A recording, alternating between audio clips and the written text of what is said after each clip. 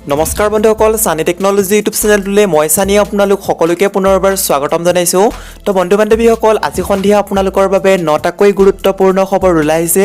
গোটেইকেইটা খবৰে আপোনালোকৰ বাবে বহুতেই গুৰুত্বপূৰ্ণ। তো সম্পূৰ্ণকৈ ভিডিঅ'টো শেষলৈকে স্কিপ নকৰাকৈ চাই থাকক। তো বন্ধু বান্ধৱীসকল, এতিয়ালৈকে যদি ভিডিঅ'টো লাইক কৰা নাই প্লিজ এটা লাইক কৰিব, ভিডিঅ'টো শ্বেয়াৰ কৰিব আপোনালোকৰ ফ্ৰেণ্ডসকলৰ মাজত, আৰু এতিয়ালৈকে যদি চেনেলটো ছাবস্ক্ৰাইব কৰা নাই প্লিজ ছাবস্ক্ৰাইব কৰি ছাইডত থকা যিটো বেল আইকন আছে প্ৰেছ কৰি অল অপশ্যনটো ক্লিক কৰিব। মই যেতিয়া আপোনালোকৰ বাবে এনেকুৱা ধৰণৰ ভিডিঅ'সমূহ দিম তেতিয়া আপোনালোকে সকলোকে ফাৰ্ষ্টত নটিফিকেশ্যনসমূহ পাই থাকিব। তো বন্ধু বান্ধৱীসকল, আহক ভিডিঅ'টো আৰম্ভ কৰোঁ।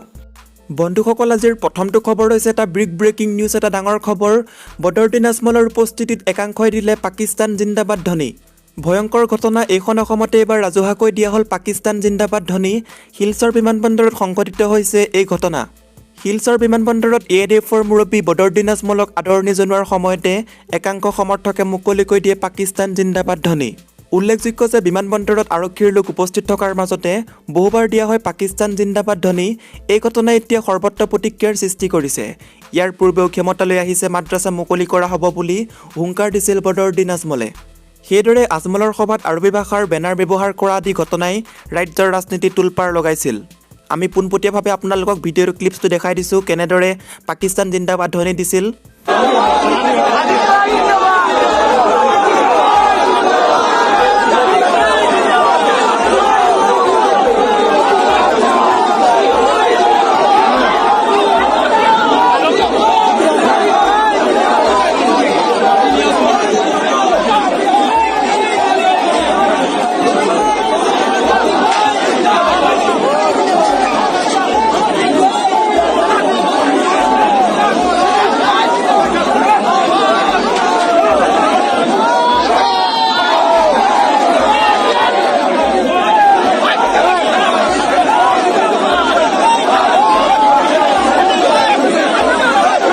পাছৰটো খবৰ হৈছে অসমত পাকিস্তান জিন্দাবাদ ধ্বনি, তীব্ৰ প্ৰতিক্ৰিয়া মন্ত্ৰী হিমন্ত বিশ্ব শৰ্মাৰ।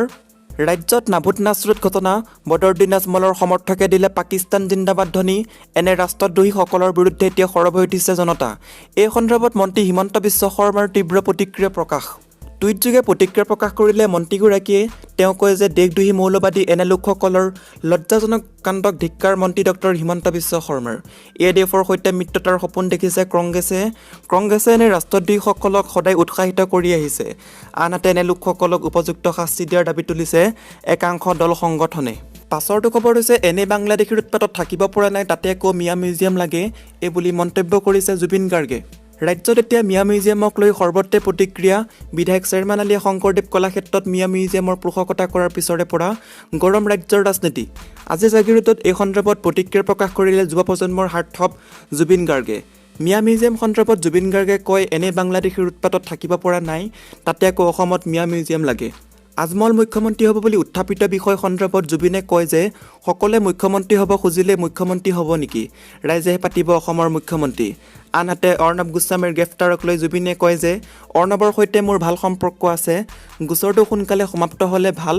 উল্লেখ্য যে আজি সুধাকন্ত ডক্টৰ ভূপেন হাজৰিকাৰ নৱম মৃত্যুবাৰ্ষিকত জাগিৰোডৰ হিতাজখলা দুগ্ধ উৎপাদক সমবায় সমিতিত উপস্থিত হয় যুৱ প্ৰজন্মৰ হাৰ্টথ্ৰব জুবিন গাৰ্গ। হিতাজখলাৰ ব্ৰেণ্ড এম্বেচাডৰ জুবিনে পুষ্পাঞ্জলি অৰ্পণ কৰে সুধাকন্তৰ প্ৰতিচ্ছবিত। ইয়াৰ সমান্তৰালকৈ সীতাখলত অসমৰ বিভিন্ন প্ৰান্তত লৈ যোৱাৰ বাবে চেষ্টা অব্যাহত ৰাখিছে বুলিও জনায় জুবিনে। পাছৰটো খবৰ হৈছে এতিয়া আৰু জীয়ৰীক বিয়া দিবলৈ চিন্তা নাই, মাত্ৰ 121 টকা জমা কৰি লাভ কৰক 27 লাখ টকা পৰ্যন্ত। চিন্তা নকৰিব, কন্যাক বিয়া দিবলৈ আৰু চিন্তা নাই। এইখন আঁচনিত ধন জমা কৰি কন্যাৰ বিয়াৰ সময়ত লাভ কৰক 27 লাখ টকা পৰ্যন্ত। দেশৰ চৰকাৰী আৰু আটাইতকৈ ডাঙৰ বীমা প্ৰতিষ্ঠান LIC আৰম্ভ কৰিছে এখন নতুন পলিচি। কন্যাদান যোজনাৰ অধীনত প্ৰতিদিনে 121 টকাকৈ জমা কৰিলে কন্যাৰ বিয়াৰ সময়ত লাভ কৰিব 27 লাখ টকা পৰ্যন্ত। প্ৰতিদিনাই 121 টকাৰ হিচাপত মাহে 3600 টকা প্ৰিমিয়াম দিলে অন্তৰ্ভুক্ত হ'ব আঁচনিৰ অধীনত, আৰু 15 বছৰত লাভ কৰিব 27 লাখ টকা। আঁচনিৰ অধীনত ইয়াতকৈ অধিক প্ৰিমিয়ামো দিব পাৰিব। যদি পলিচিত অন্তৰ্ভুক্ত হোৱাৰ পিছত মৃত্যুক সাৱটিবলগীয়া হয় তেন্তে পৰিয়ালে দিব নালাগে প্ৰিমিয়াম, আৰু প্ৰতি বছৰে 1 লাখ টকাকৈ লাভ কৰিব। সেইদৰে 25 বছৰ সম্পূৰ্ণ হোৱাৰ পিছত পলিচিৰ নমৈনীয়ে 27 লাখ টকাও লাভ কৰিব। এই পলিচিৰ অংশীদাৰ হ'বলৈ ন্যূনতম 30 বছৰ আৰু কন্যাৰ বয়স 1 বছৰ হ'ব লাগিব। এই প্লেন 25 বছৰৰ বাবে, কিন্তু প্ৰিমিয়াম 22 বছৰ দিব লাগিব। পলকতে আপোনালোকক পলিচিখন দেখাই দিছোঁ।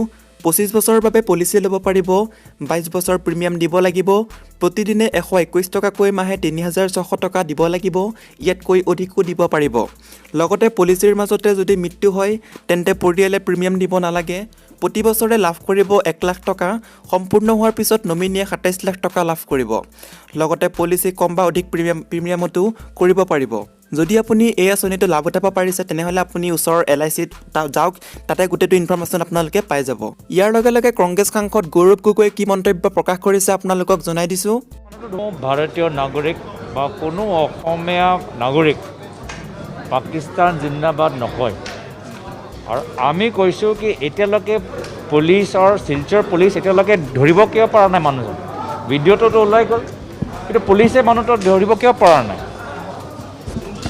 তাত এয়াৰপৰ্টৰ CISF এতিয়ালৈকে মানুহটো ধৰিব কিয় পৰা নাই লগে লগে ধৰিব লাগিছিল আজি ভিডিঅ' কিয় আজি মন্ত্ৰী হিমন্ত বিশ্ব শৰ্মাৰ ভিডিঅ' কি টুইট কৰিছে তেওঁ মানুহটোৱে ধৰিব লাগিছে মানুহৰ আইডেণ্টিটি ধৰিব লাগিছে আমাৰ অসমৰ আৰক্ষী আজি ইমান তাৰিখত ইমান ব্যৰ্থ কিয় হৈ গৈছে গৃহ বিভাগ আজি কেতিয়াবা SI কেলেংকাৰী কেতিয়াবা তেওঁলোকৰ দেখিছোঁ ডাঙৰ ডাঙৰ প্ৰাক্তন DIG আজি এইটো ইমান লজ্জাজনক কথা আমি সমগ্ৰ ভাৰতবৰ্ষত আজি কথাখিনি হৈ আছে কি শিলচৰ এয়াৰপৰ্টত এনেকুৱা এটা কথা ওলাইছে তো অসম আৰক্ষী কি কৰি আছে এতিয়ালৈকে এতিয়া দায়িত্ব থকা চৰকাৰ হ'লেহেঁতেন আৰু আজি সেই মানুহক আমি বিচাৰোঁ সেই মানুহক এক ঘণ্টা ভিতৰত ধৰিব লাগে আৰু যদি তেওঁলোকে ধৰিব নোৱাৰে তেতিয়া আমি ইয়াত কিবা এটা ৰাজনৈতিক ষড়যন্ত্ৰ আছে আমি সেইটো বিচাৰোঁ আমি বিচাৰোঁ যিহেতু ভিডিঅ' আছে আজিতো গোটেই ডিজিটেল অডিঅ' এনালিচিছ গোটেই তাত CISF এয়াৰপৰ্টৰ অথৰিটি কি কৰি আছিলে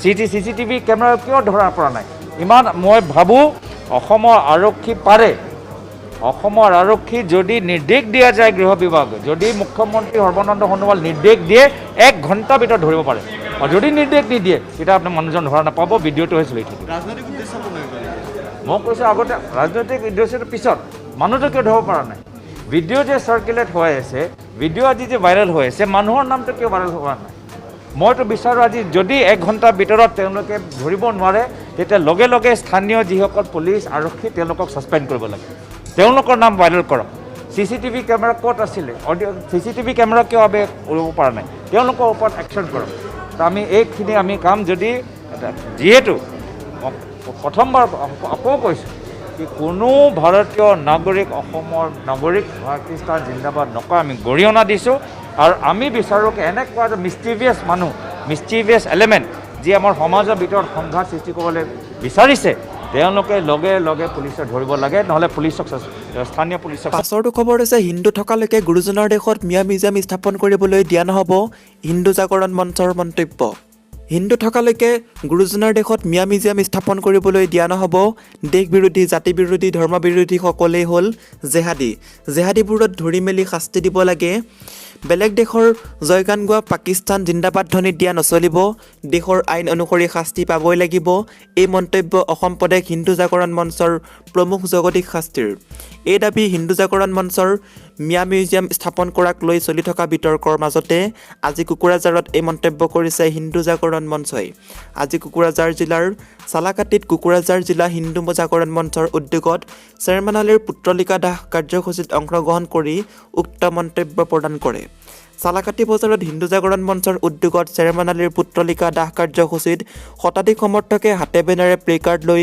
চেয়াৰমেন আলী হাই হাই চেয়াৰমেন আলী মুৰ্দাবাদ চেয়াৰমেন আলী জেহাদী আদি ইত্যাদি শ্লোগান দি চেয়াৰমেন আলীৰ পুত্ৰলিকা দাহ কৰে অসম প্ৰদেশ হিন্দু জাগৰণ মঞ্চৰ প্ৰমুখ জগদীশ শাস্ত্ৰীয়ে চৰ্চা পৰিমাণে লুঙি আৰু টুপি নহয় বুলি মন্তব্য কৰি গুৰুজনাৰ দেশত হিন্দু জীয়াই থকালৈকে কোনোপধ্যে মিয়া মিউজিয়াম হ'বলৈ দিয়া নহ'ব বুলি স্পষ্ট কৰি দিয়ে আনহাতে হিন্দু জাগৰণ মঞ্চৰ কুকুৰাঝাৰ জিলা সভাপতি লাচিম বড়োই হিন্দু জাগৰণ মঞ্চ থকালৈকে কলাক্ষেত্ৰত মিয়া মিউজিয়াম হ'বলৈ দিয়া নহ'ব বুলি স্পষ্ট কৰি দিয়ে পাছৰটো খবৰ হৈছে বিপাঙত মন্ত্ৰী হিমন্ত বিশ্ব শৰ্মা অসম জাতীয় পৰিষদৰ নীলা ৰং দেখি টোপনি অহা নাই বিধানসভা নিৰ্বাচন সমাগত এই সময়ছোৱাত নতুনকৈ গঠন হৈছে বিভিন্ন ৰাজনৈতিক দল কিছুদিন পূৰ্বে সদৌ অসম ছাত্ৰ সংস্থা আৰু অসম জাতীয়তাবাদী যুৱ ছাত্ৰ পৰিষদৰ নেতৃত্বত গঠন হৈছিল নতুন আঞ্চলিক ৰাজনৈতিক দল অসম জাতীয় পৰিষদ এই দল সম্পৰ্কে সংবাদ মাধ্যমৰ আগত মন্ত্ৰী হিমন্ত বিশ্ব শৰ্মাই বিস্ফোৰক মন্তব্য প্ৰদান কৰে।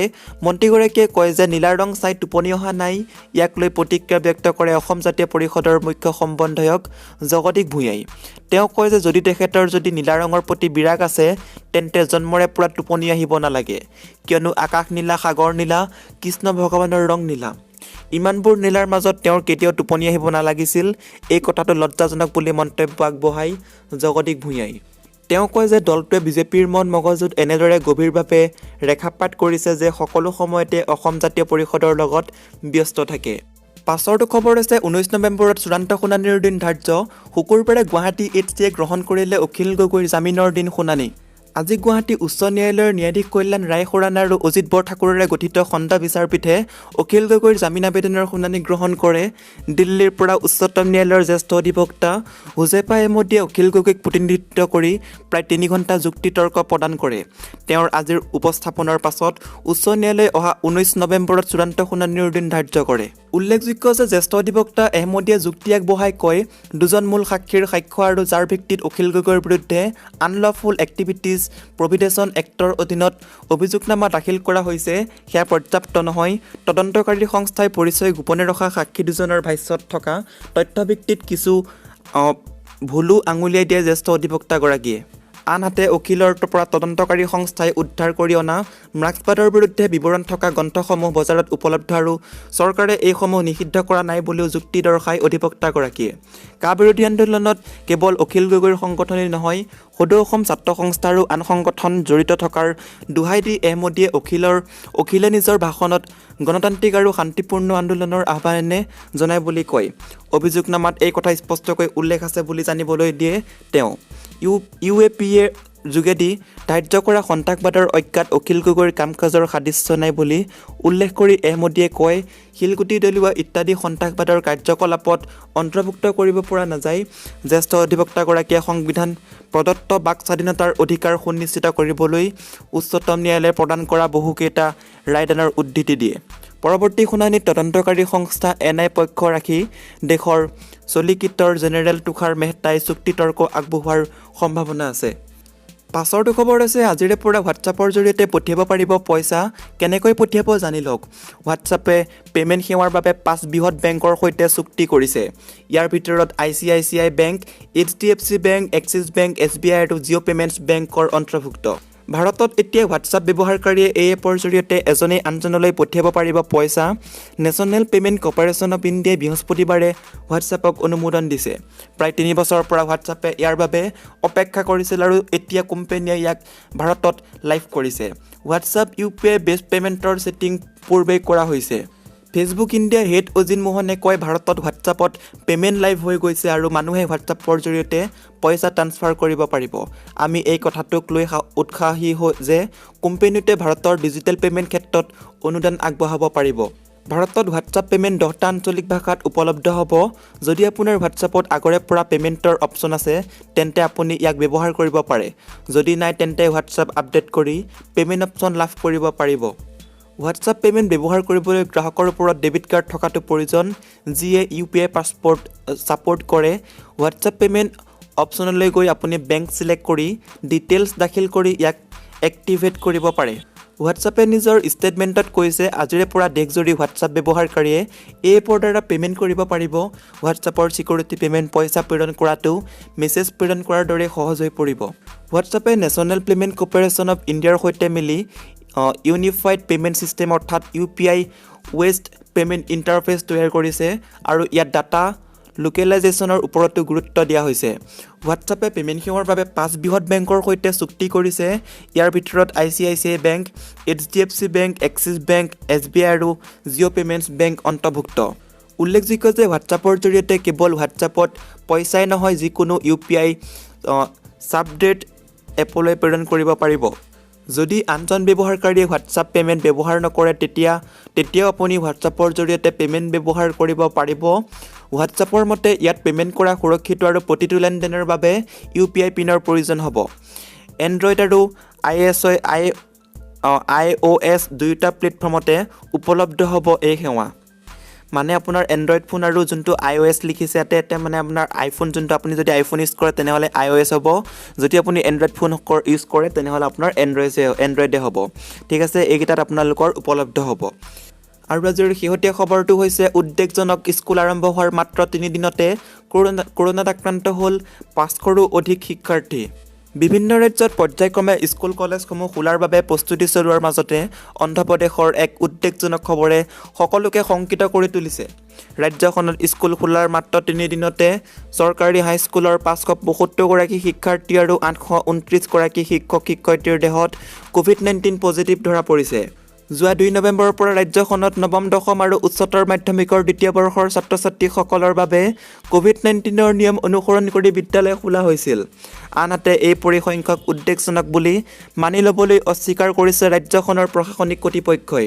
যোৱা মাৰ্চত লকডাউন আৰম্ভ হোৱাৰ পাছৰে পৰা স্কুল কলেজকে ধৰি সকলো শিক্ষা প্ৰতিষ্ঠান বন্ধ আছে আৰু তাৰ পাছত প্ৰথমতে অনলাইন শ্ৰেণী আৰম্ভ কৰা হয়। আনলক পাছত কেন্দ্ৰই পৰ্যায়ক্ৰমে স্কুল কলেজসমূহ খোলাৰ অনুমতি দিছে। শিক্ষা প্ৰতিষ্ঠানসমূহ খোলাৰ ক্ষেত্ৰত ৰাজ্য চৰকাৰসমূহকে চূড়ান্ত সিদ্ধান্ত ল'বলৈ কোৱা হৈছে। যোৱা নৱেম্বৰত ক'ভিডৰ বিধি মানি অন্ধ্ৰপ্ৰদেশতো নৱম আৰু দশম শ্ৰেণীৰ শিক্ষাৰ্থীসকলৰ পাঠদান আৰম্ভ কৰা হয়, কিন্তু তাতেই ঘটিল অথন্তৰ। অভিভাৱকসকল এনে ঘটনাত উদ্বিগ্ন হৈ পৰিছে। তেনে 2টা শ্ৰেণীৰ পাঠদান আৰম্ভ কৰি 3 দিনতেই 500ৰো অধিক শিক্ষাৰ্থী আক্ৰান্ত হৈছে। স্বাভাৱিকতে সকলো শ্ৰেণী আৰম্ভ কৰিলে এই পৰিসংখ্যা কিমান চুবগৈ সেয়া অকল্পনীয় হৈ পৰিছে। বন্ধু বান্ধৱীসকল, আজিৰ এই ভিডিঅ'টোৰ মাধ্যমেৰে আপোনালোকক বহুকেইটা গুৰুত্বপূৰ্ণ খবৰ দিব চেষ্টা কৰিলোঁ। যদি খবৰকেইটা শুনি ভাল লাগিছে লাইক কৰিব, শ্বেয়াৰ কৰিব, চেনেলটো ছাবস্ক্ৰাইব কৰি ছাইডত থকা যিটো বেল আইকন আছে প্ৰেছ কৰি অল অপশ্যনটো ক্লিক কৰিব একেবাৰে নাপাহৰিব এনেকুৱা ধৰণৰ ৰেগুলাৰ খবৰসমূহ পাই থাকিবলৈ। বন্ধু বান্ধৱীসকল, আজিলৈ বাই বাই। আকৌ এটা নেক্সট ভিডিঅ'ত লগ পাম। জয় আই অসম।